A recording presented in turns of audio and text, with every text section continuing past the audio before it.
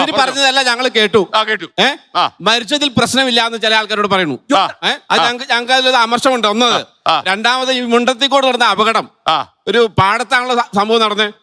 ഈ പാടത്ത് എന്തെല്ലാം സുരക്ഷാ പാടത്തിന്റെ കരയില എന്തെല്ലാം സുരക്ഷാ മാനദണ്ഡം അവിടെ പാലിച്ചിട്ടുണ്ട് നോക്കാനുള്ള ബാധ്യത ഈ അമ്പലങ്ങൾക്കുണ്ട്. ആ പൂരത്തിന്റെ ഉടമസ്ഥർക്കുണ്ട്. ആ ലൈസൻസിലെ മാത്രം കുറ്റം പറഞ്ഞാൽ പോരാ. അവിടെ 3-4 ഷെഡ് പണിതിട്ടാണ്, വെറുതെ ഓരോ വെച്ച ഷെഡിലാണോ ഇതുണ്ടാക്കണേ? ഷെഡ് പണിതിട്ടാണ് അവിടെ ഇത് ഉണ്ടായിക്കൊണ്ടിരുന്നത്. ഷെഡിൽ കുറച്ച് ആളുകൾ നടന്നിരുന്നു.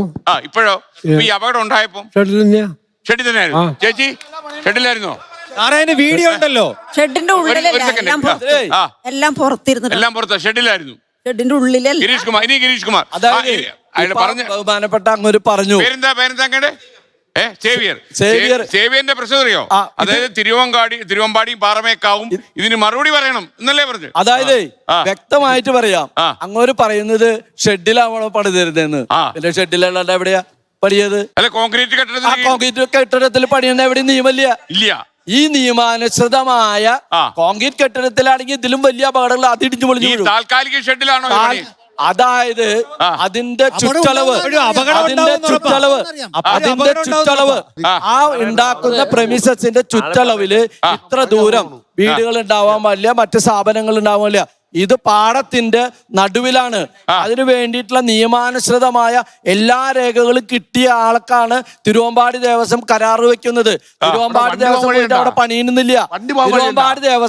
തിരുവമ്പാടി ദേവസ്വത്തിന്റെ മാത്രം വെടിക്കെട്ടല്ല, അങ്ങോട്ട് പല ക്ഷേത്രങ്ങളിൽ പല പള്ളികളിൽ ആ വെടിക്കെട്ട് എടുക്കുന്നുണ്ട്. അയാളൊരു ലൈസൻസിയാണ്.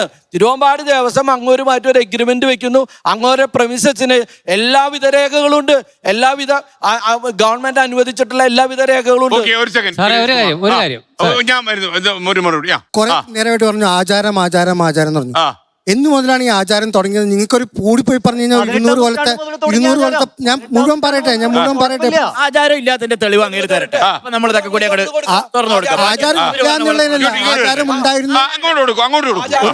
ഒരു കാര്യം ഇല്ല എന്നുള്ളതിനല്ല, ഉണ്ടായിരുന്നു എന്നുള്ളതിനാണ് തെളിവ് തരേണ്ടത്. പിന്നെ നിങ്ങൾ എത്ര പേര് പോയാലും ഒരു 200 കൊല്ലത്തെ പഴക്കമേ നിങ്ങളുടെ ആചാരത്തിന്റെ ഒക്കെ ഉണ്ടാവുള്ളൂ. ഇതുപോലെ തന്നെ പല ആചാരങ്ങളും ഇതുപോലെ സതി, അയിത്തം, അടിമത്തം, മുത്തലാഖ്, ഇങ്ങനെ പല ആചാരങ്ങളും നിർത്തലാക്കിയിട്ടുണ്ട്. അതുപോലെ ഇതും നിർത്തലാക്കാം. അതുപോലെ സംഭവിക്കില്ല.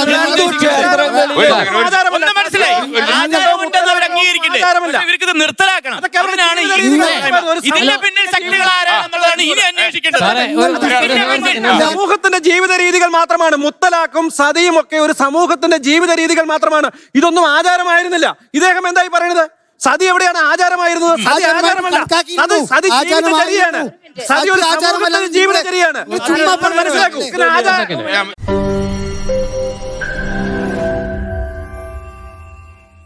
ലോകത്തെവിടെയായാലും ഏത് സമയത്തും 24 വാർത്തകളും ഓഗ്മെന്റഡ് റിയാലിറ്റി പാക്കേജുകളും എക്സ്പ്ലെയിനറുകളും വിശദമായി കാണാൻ ഞങ്ങളുടെ യൂട്യൂബ് ചാനൽ നിങ്ങൾക്ക് സബ്സ്ക്രൈബ് ചെയ്യാം.